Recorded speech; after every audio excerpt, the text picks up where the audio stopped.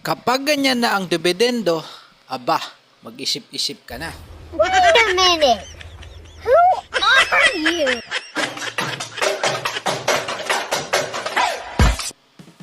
Meron akong tip mga par na isi-share sa inyo. Marami nang nakakaalam na. Kapag ganito na ang dendo sa daily double or extra double, aba, mag-isip-isip ka na. For example, itong race 1, yung karera nung Sabado, August 23.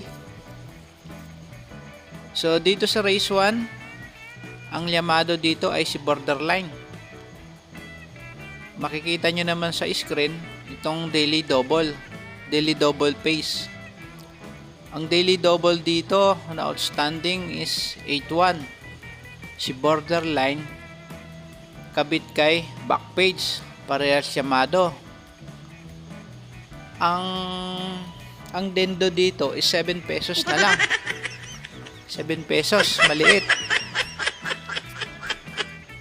Kapag tinignan mo naman sa extra double,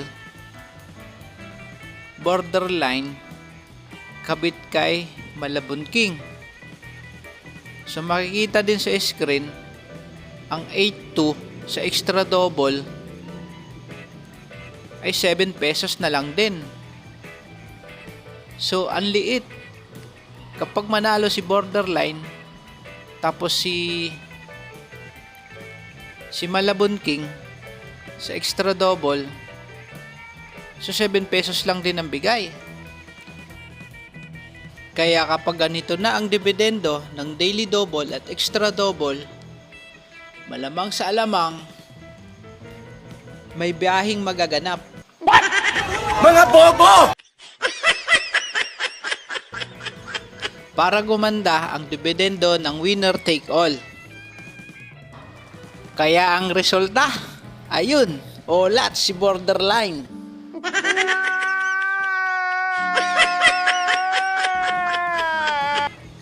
Kaya tandaan nyo yan mga par. Kapag mababa ang bigay sa daily double tsaka sa extra double, malamang may malalaglag talaga sa mga outstanding. Madalas mangyari yan napapansin ko. Basta mga ganyan, 7, 5 piso ang bigay sa extra double tsaka sa daily double. Ano naman yan para gumanda yung dividendo ng winner take all.